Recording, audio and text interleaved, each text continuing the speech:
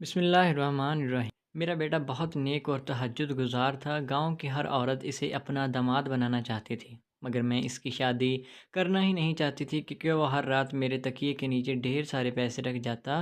مجھے اس پر تب بہت پیار آتا اور ڈر لگتا کہ کہیں یہ شادی کے بعد بدل ہی نہ جائے، مگر مجھے بہت حیرت ہوتی کہ تب جب میرا بیٹا نوکری بھی نہیں کرتا تھا پھر اتنے سارے پیسے کہاں سے لاتا تھا، جبکہ رات کو وہ مجھے جوڑوں کے درد کی گولی کھلاتا جس کی وجہ سے مجھے نیند آ جاتی۔ ایک رات سوچا جب بیٹا پیسے رکھنے آئے گا تو پوچھوں گی اس سے، اور گولی نہ کھائی۔ تھوڑی دیر بعد جب میرے سر پر آسمان ٹوٹ پڑا، جب میرا بیٹا اولاد دنیا کی سب خواہشات کا نعم البدل ہوتی ہے۔ اولاد کی خوشی ہی ہماری خوشی ہوتی ہے، لیکن اگر وہی اولاد ہمارے ساتھ دھوکہ کرے تو جو تکلیف ہوتی ہے اس کا مداوع بھی نہیں کر سکتا کوئی۔ اور بالکل ایسا ہی میرے ساتھ بھی ہوا۔ جو دھوکہ میرے بیٹے نے میرے ساتھ کیا میں اسے کبھی بھول نہیں پاؤں گی، حالانکہ میں یہ جانتی ہوں کہ میں اسے ہی اس موڑ تک پہنچانے کے لیے مجبور کیا تھا۔ میرا نام قدسیہ بانو ہے اور میری عمر 57 سال ہے۔ میرا تعلق کوہاٹ کے ایک نواحی علاقے سے ہے۔ ہمارا گاؤں بے حد حسین تھا اور رفتہ رفتہ زندگی بھی حسین ہوتی جا رہی تھی جب سے میرے بیٹے نے مجھے دنیا کے سکھ دینے شروع کیے تھے جو میں چاہتی تھی۔ مجھے ایسا لگتا تھا کہ میں جنت کی ملکہ ہوں اور اس دنیا کی عورتوں میں سب سے زیادہ خوش قسمت ہوں، کیونکہ مجھے ایسی نیک اولاد ملی تھی۔ رضوان میرا اکلوتا بیٹا اور میری اکلوتی اولاد ہے۔ شادی کے 7 سال بعد بہت منتوں مرادوں کا حاصل میرا پیارا سا بیٹا جب دنیا میں آیا تو میں جیسے اس دن ہواؤں میں اڑ رہی تھی۔ 7 سال اس نندوں کے تانے سننے کے بعد میں تھک کر مایوس ہو چکی تھی جب رضوان نے میری سونی گود کو رنگوں سے بھر دیا۔ پہلی اولاد، وہ بھی اولاد نورینہ پا کر میں سرخرو ہو گئی تھی، اور اس کے بعد شاید قسمت ایسی تھی کہ کئی کوششوں کے بعد بھی ماں نہ بن سکی، اور میرے شوہر کے انتقال کے بعد بیوگی کی چادر اوڑھی تو رضوان ہی وہ تھا جس نے مجھے تھاما اور میری زندگی کا سہارا بنا۔ اگر وہ نہ ہوتا تو شاید اپنے شوہر کے ساتھ ہی میری زندگی کا ستارہ بھی ڈوب گیا ہوتا۔ رضوان لاکھوں میں ایک تھا، اور اس کا احساس دیکھ کر کبھی کبھی میری آنکھوں میں آنسو آ جاتے کہ کوئی بچہ اتنا اچھا بھی کیسے ہو سکتا ہے۔ اسے دیکھ کر کبھی کبھی مجھے خود پر شک ہوتا کہ اتنی نیک اور پرہیزگار اولاد میری کیسے ہے۔ میں تو اتنی گناہ گار تھی، لیکن میرے رب نے میرے نصیب میں اتنا قیمتی ہیرا رکھا تھا۔ میں تو اکثر نماز بھی چھوڑ دیتی تھی، لیکن میرا بیٹا 5 وقت کا نمازی تہجد گزار تھا۔ وہ کام سے آتا تو بنا کوئی بات کیے جائے نماز پر بیٹھ جاتا اور رو رو کر دعائیں کرتا۔ اسے کھانے پینے کا کوئی ہوش نہیں رہتا، یہاں تک کہ وہ کبھی کبھی سارا سارا دن نہیں کھاتا تھا۔ رات ہوتی تو وہ میرے پاؤں دبانے بیٹھ جاتا، اور اس وقت بھی وہ دنیا داری کی کوئی بات نہیں کرتا تھا بلکہ منہ ہی منہ میں تلاوت کرتا رہتا۔ ہمارے پورے خاندان میں اس جیسا نیک کوئی بچہ نہیں تھا۔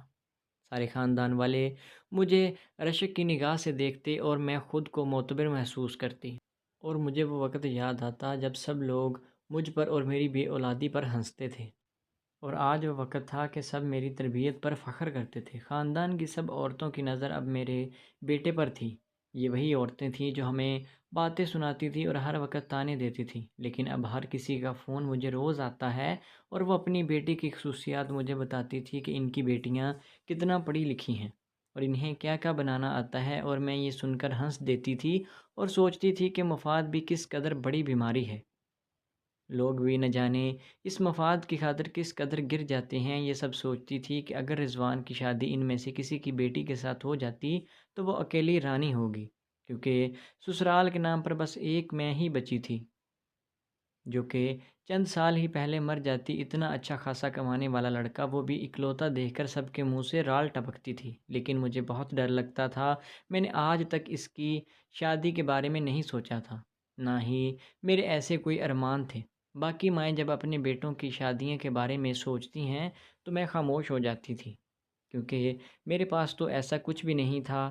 مجھے ایسا لگتا تھا کہ میرا بیٹا شادی کے بعد میرے ہاتھ سے نکل جائے گا اور مجھ پر ویسا دھیان نہیں دے گا جیسا اب دیتا ہے۔ کچھ لوگ یہ بھی کہتے تھے کہ تمہارا بیٹا تو اتنی بھری جوانی میں دنیا سے دور ہو رہا ہے اور یہ بہت مذہبی ہوتا جا رہا ہے، اور اگر ایسا ہی چلتا رہا تو ہو سکتا ہے کہ وہ کل کو شادی ہی نہ کرے اور اسے دنیا سے کوئی رغبت نہ رہے۔ لیکن مجھے ان باتوں سے قطعی کوئی فرق نہیں پڑتا تھا۔ میں خود کو خود غرض کہلانے کے لیے بھی تیار تھی، لیکن اپنے بیٹے کی شادی کرنے کو بالکل نہیں، کیونکہ رضوان روز رات کو تہجد کے بعد میرے کمرے میں آ جاتا اور میرے تکیے کے نیچے کئی ہزاروں کے نوٹ رکھ جاتا تھا۔ اتنے سارے پیسے دیکھ کر میں بہت خوش ہو جاتی تھی اور اسی کی وجہ سے میرا رہن سہن بھی بدل گیا تھا۔ کچی اینٹوں کے مکان کی جگہ اب ٹائل والے گھر میں رہنے لگی تھی اور کئی اضافی سہولیات بھی آ گئی تھی جو باقی گھروں کے میں نہیں ہوتی تھی۔ میں سب کے سامنے اپنے بیٹی کی کمائی پر بہت اڑتی تھی، اسی وجہ سے سب لوگ اسے لالچی نگاہوں سے دیکھتے تھے۔ کئی عورتیں جب شادی کی بات کرتی تو میں یہ کہہ کر ٹال دیتی کہ میرے بیٹے کو ابھی شادی نہیں کرنی، حالانکہ میں نے کبھی اس سے پوچھنے کی کوشش بھی نہیں کی تھی کہ وہ کیا چاہتا ہے۔ نہ جانے کیوں میں اس بات سے ڈرتی تھی کہ کہیں ایسا نہ ہو کہ وہ کہہ دے کہ اسے کوئی لڑکی پسند ہے۔ اگر وہ کہہ دیتا تو میں آخر کیسے انکار کرتی، کیونکہ اب تو میرے پاس کوئی جواز بھی نہیں تھا کہ میں انکار کر سکوں۔ وہ اچھا کماتا تھا، میری خدمت کرتا تھا، لیکن اگر بیوی آ جاتی تو وہ اسے ہی سارے پیسے دے دیتا اور سارا وقت بھی اسی کے ساتھ گزارتا۔ بس یہی ڈر مجھے اپنی ممتا کو سلانے پر مجبور کر دیتے تھے۔ ایک دن ایسے میں گھر میں بیٹھی ہوئی تھی جب میری خالہ زاد گھر آ گئی۔ اسے گاؤں کی کچھ عورتوں نے میرے پاس بھیجا تھا۔ میری خالہ زاد بہن بچپن سے ہی میرے دل کے بہت قریب تھی اور میری پکی سہیلی تھی۔ فضیلہ کو سب میری بہن ہی کہتے تھے۔ وہ اب تک بے اولاد تھی، اس لیے مجھے اس سے ہمدردی بھی تھی۔ گاؤں کی عورتوں نے سفارش کرنے کے لیے فضیلہ کو بھیجا کہ میں ان سے کہوں کہ کسی ایک کی بیٹی کو تو قبول کر لوں، تاکہ باقی سب کے رشتے تلاش کیے جا سکیں، کیونکہ وہ سب کی سب میری طرف ہی آس لگائے ہوئے بیٹھی تھی اور ان کی بیٹیوں کا دل بھی اسی طرف مائل تھا۔ کیونکہ میں نے کسی کو بھی انکار نہیں کیا تھا، اس لیے سب کا واحد حل فضیلہ ہی لگی تھی۔ فضیلہ نے میرے پاس آ کر مدعا بیان کیا اور میں نے ہمیشہ کی طرح اس گفتگو کو اگنور کرنا شروع کر دیا، لیکن وہ بھی میری ہی بہن تھی جو کہ میری رگ رگ سے واقف تھی۔ اسے سمجھ آ گیا تھا کہ میں اس کی بات کو ٹال رہی ہوں، اور وہ جلدی سے بولی کہ آخر ایسی کیا بات ہے جو تو نے رضوان کو دلہا بنانے کی بات کبھی نہیں کی؟ کیا تمہاری خواہش نہیں ہے کہ اسے کبھی دلہا بنا دیکھو، یا پھر اس کی اولاد کو اپنے ہاتھوں میں کھلاؤ؟ فضیلہ کے یہ سوال سن کر میرا رنگ فک ہو گیا تھا، ایسے لگا جیسے میری چوری پکڑی گئی ہو۔ میں نے اسی وقت اسے نفی میں سر ہلا دیا۔ میں نے کہا ایسا تو کچھ نہیں ہے، میرے دل میں بھی خواہش ہے کہ میں اپنے بیٹے کے سر پر صحرا سجاؤں۔ اس بات پر فضیلہ اونچی اونچی ہنسنے لگی جسے میں نے کوئی مذاق کیا ہو، اور پھر بولی، میں تمہاری بچپن کی سہیلی ہوں، تم اپنے آپ سے تو ہر بات چھپا سکتی ہو لیکن مجھ سے نہیں، اس لیے میرے سامنے یہ چال چلنے کی کوشش مت کرو کہ تمہارے دل میں ارمان ہے، کیونکہ تم نے کبھی یہ چاہا ہی نہیں ہے اور میں سب جانتی ہوں۔ تمہارے دل میں کیا ڈر ہے؟ فضیلہ نے وہ بات آج کھول کر میرے سامنے کہہ دی تھی جس کا اعتراف میں آج تک خود سے بھی نہیں کر پائی تھی۔ اس نے کہا کہ ایک دفعہ خود سے سوال کرو، کیا تم یہ اپنی اولاد کے ساتھ ٹھیک کر رہی ہو؟ کیا یہ اس کے ساتھ ناانصافی نہیں ہے؟ اسے اس کی اتنی فرما برداری کی سزا اگر تم اسے ایسے دو گی تو کیا کل کو تم خود کو معاف کر سکو گی؟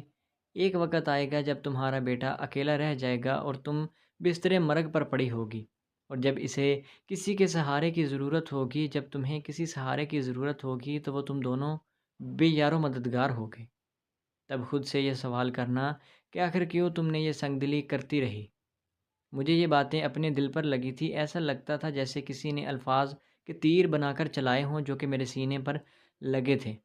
ایک بھی نشانہ خطا نہیں ہوا تھا۔ میں نے اپنی صفائی میں کچھ کہنا چاہا لیکن میری زبان میرا ساتھ نہ دے پائی، اور میں حزیاتی سی کیفیت میں فضیلہ کی طرف بڑھ رہی تھی اور اسے گھر سے نکال دیا۔ میں اونچی اونچی چیخ رہی تھی اور رو رہی تھی۔ اسے گھر سے نکال کر میں اپنے کمرے میں آ گئی اور کافی دیر تک روتی رہی۔ فضیلہ کی باتوں نے میرے ذہن پر ایک گہرا اثر چھوڑا تھا اور میں نے سوچ لیا تھا کہ اب میں اپنے بیٹے کی شادی کروں گی۔ میں یہ سوچتے سوچتے اس دن سو گئی تھی، لیکن جب اٹھی تو جسم بخار سے تپ رہا تھا۔ کئی دن ایسے ہی گزرے، میں جیسے ہی ٹھیک ہوئی میں نے سب لڑکیوں کی لسٹ بنائی جو مجھے اپنے رضوان کے شایان شان لگی تھیں۔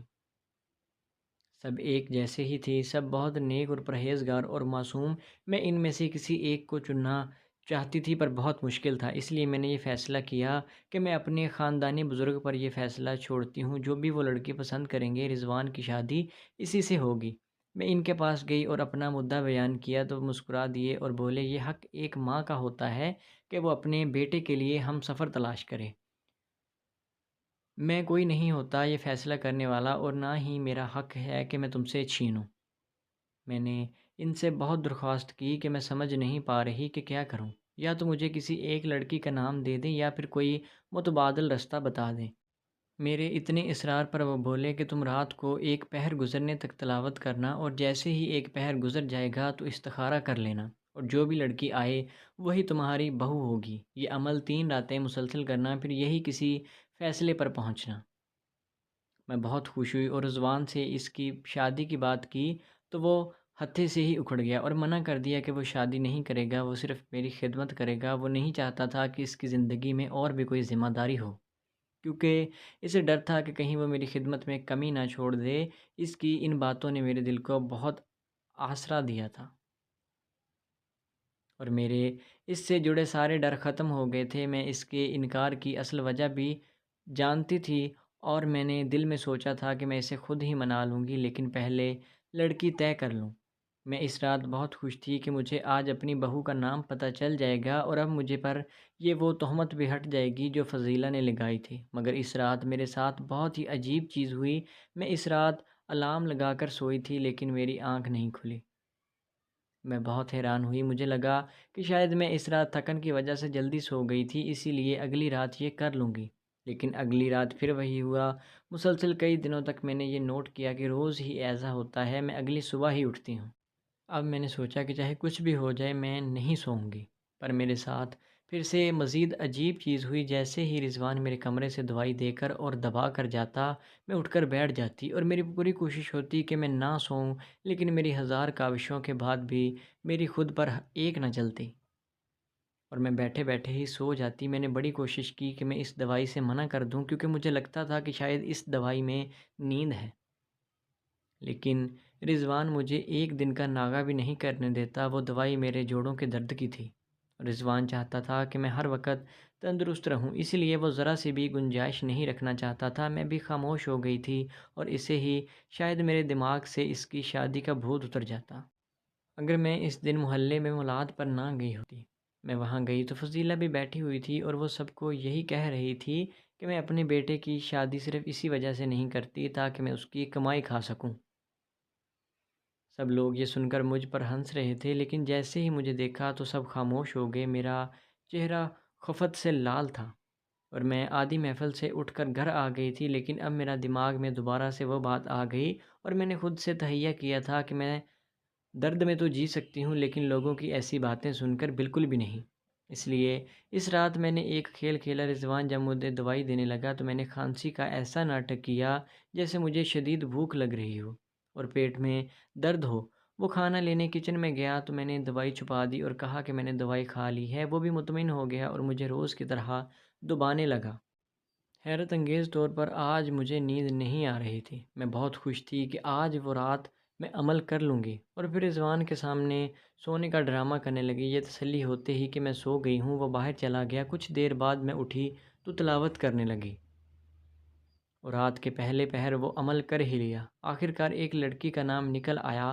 میں بہت خوش تھی، اور ایسے ہی رات کا کافی حصہ گزر گیا تھا جب میں نے دروازہ کھلنے اور بند ہونے کی آواز سنی۔ باہر جان کر دیکھا تو وہ رضوان تھا جو کہ گھر کے اندر آ رہا تھا۔ میں بڑا ہی حیران ہوئی کہ آخر رات کو اس وقت وہ گھر سے باہر کیا کام کرنے گیا ہے، لیکن میں نے سوچا کہ صبح پوچھ لوں گی، لیکن اگلے ہی دن میرے ذہن میں نہیں رہا اور وہ دن بھی گزر گیا، اور رات آ گئی۔ آج پھر وہی عمل کرنا تھا۔ آج میں نے رضوان کی دوائی آنے سے پہلے ہی کھانے کا ناٹک کیا اور کہا میرے جوڑوں میں درد ہو رہی ہے، اس لیے آج اس کا انتظار نہیں کیا اور خود ہی دوائی کھا لی۔ وہ بھی مطمئن ہو گیا، اور میں بھی خوش تھی کہ آج میں پھر سے عمل کر سکوں گی، لیکن آج پھر میرے ساتھ وہی ہوا جو کل ہوا تھا۔ عمل کرنے کے کچھ ہی دیر بعد میں نے دیکھا کہ رضوان دوبارہ باہر سے گھر آیا تھا اور آتے ہی سیدھا واش روم میں گھس گیا تھا۔ یہ مسلسل دوسرے دن ہو رہا تھا اور میں حیرت سے اسے تک رہی تھی۔ اب مجھے عمل سے زیادہ اپنے بیٹے کی فکر ہو رہی تھی کہ وہ آخر کن حرکتوں میں پڑ گیا ہے۔ مجھے ایک دم سے یہ ڈر ستایا کہ کہیں میرا بیٹا کسی غلط کام میں تو ملوث نہیں ہو گیا، یا پھر اس کا دل کہیں اور تو نہیں لگ گیا۔ مجھے اپنا آپ اس کا ذمہ دار لگ رہا تھا کہ میں نے اپنے بیٹے کے ساتھ غلط کر دیا ہے، لیکن مجھے سمجھ نہیں آ رہا تھا کہ میں آخر یہ کیسے پتہ لگاؤں کہ وہ کیا کر رہا ہے۔ میں ان دنوں شدید پریشان رہنے لگی تھی اور پھر میں نے ایک دن فضیلہ کو گھر بلایا اور اس سے معافی مانگی اور اپنا مسئلہ اس کے سامنے رکھا۔ میں جانتی تھی کہ اس کے پاس میرے مسئلے کا کوئی نہ کوئی حل ضرور ہوگا، اور اس نے میری معافی بھی قبول کر لی اور کہا کہ ہم میں سے کسی ایک کو اس پر مسلسل نظر رکھنی ہوگی۔ فضیلہ بھی چوری چھپے میرے گھر آ گئی اور ہم نے طے کیا تھا کہ جب رات کو رضوان کمرے سے جائے گا تو وہ میری جگہ پر چادر تان کر لیٹ جائے گی اور میں رضوان کا پیچھا کرنے نکل جاؤں گی، اور ٹھیک اسی رات ہم نے اس پلان پر عمل درآمد بھی کر لیا تھا۔ فضیلہ میری جگہ سو گئی اور میں برقع پہن کر رضوان کے پیچھے چل دی، اور پیچھے جاتے جاتے میں نے دیکھا کہ رضوان کچھ جھاڑیوں میں چھپ گیا ہے، اور جب وہ باہر نکلا تو اس کا حلیہ دیکھ کر میری ٹانگیں کانپ گئی تھیں اور مجھے ایک درخت کا سہارا لینا پڑا تاکہ میں خود کو سنبھال سکوں۔ مجھے اپنی آنکھوں پر یقین نہیں آ رہا تھا کہ میں کیا دیکھ رہی ہوں۔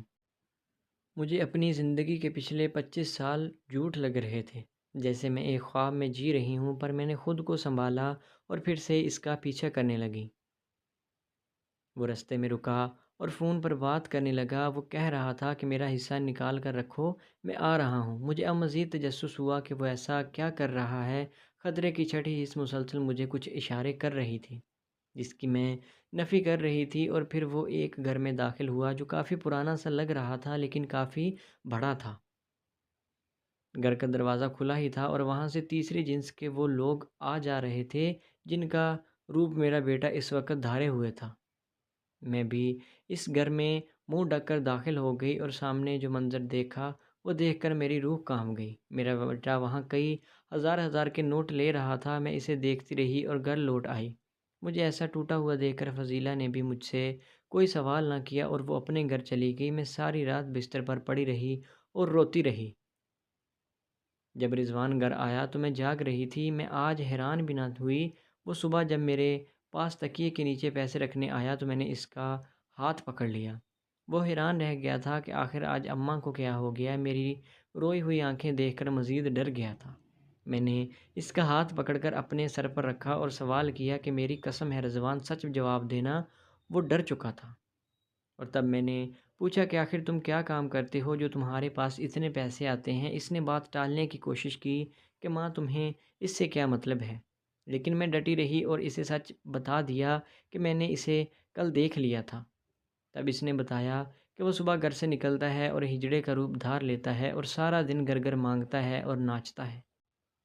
لوگ اسے خاص درخواست کر کے بلاتے ہیں اور اسی طرح وہ رات کو بھی فنکشنوں پر جاتا ہے اور اپنے حلقے میں بہت مشہور ہے، اس لیے لوگ اسے بہت سارے پیسے دیتے ہیں۔ وہ روز رات کو اپنا سارے دن کا حصہ لے کر گھر آتا ہے اور اسی وجہ سے وہ مجھے نیند کی گولی کھلا کر جاتا ہے تاکہ میں رات میں نہ اٹھوں۔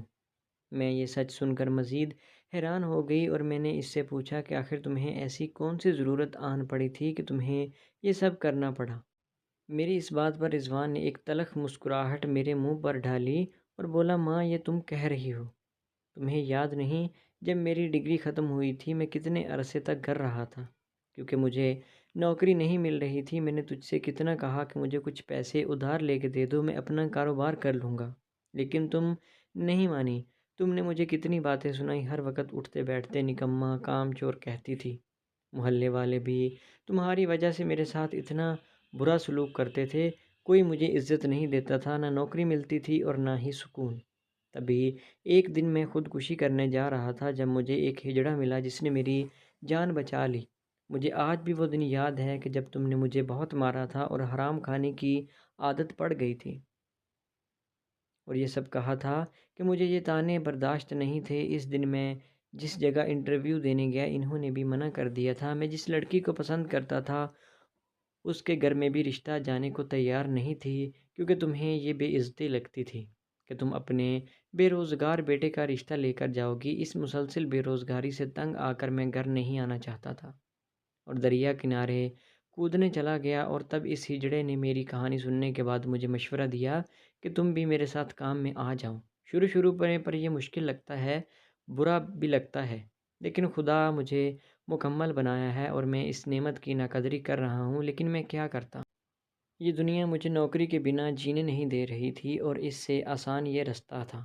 میں اپنے بیٹے کو روتا دیکھ کر حیران تھی اور خود کو کوس رہی تھی کہ میں نے جانے انجانے یہ کیسا گناہ کر دیا۔ میں نے اس کے قدموں میں گر کر معافی مانگی کہ مجھے معاف کر دو، مجھ سے بہت بڑا گناہ ہو گیا ہے۔ اس دن میں نے ساری جمع پونجی جو رضوان کی کمائی کی تھی وہ لی اور اپنا زیور اٹھایا وہ اسے دیا کہ بیٹا کاروبار کر لو۔